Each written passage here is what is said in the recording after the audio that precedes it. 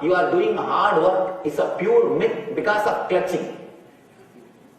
Hard work means understand what is hard work. If you do a simple work, before doing that, if you plan psychologically 10 times and worry will it happen or not 10 more times, and after doing it, if you talk and brag about that 10 more times, it will become hard work. That's all.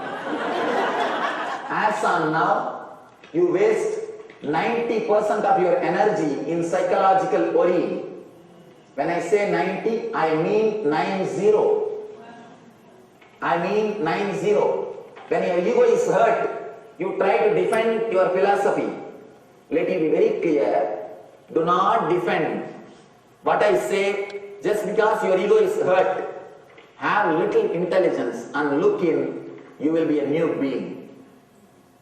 Just take 10 days, not more than that, just 10 days. Drop your idea, hard work myth. You feel you are important only if you feel you are doing hard work.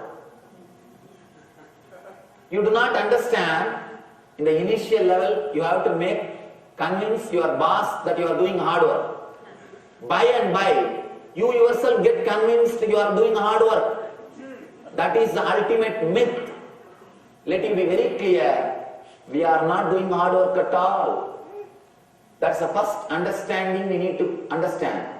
We go on telling our kids, I did this for you, I did that for you, I am doing this for you, I am doing that for you, so that we can create a guilt in them and exploit them, make them do what we want. One father and the son came to me. Father goes on saying, I did this for him, I did this for him, I did this for him. He is not obeying me, Swamiji, please tell him. Son asked, Swamiji, who asked him to give birth to me? He did something else as a byproduct, I happened. So after giving birth, he goes on saying he did this, he did that, he did that, he did that. Let it be very clear, we do not do anything for anybody. Not only for others, even for us. Hard work is a pure myth.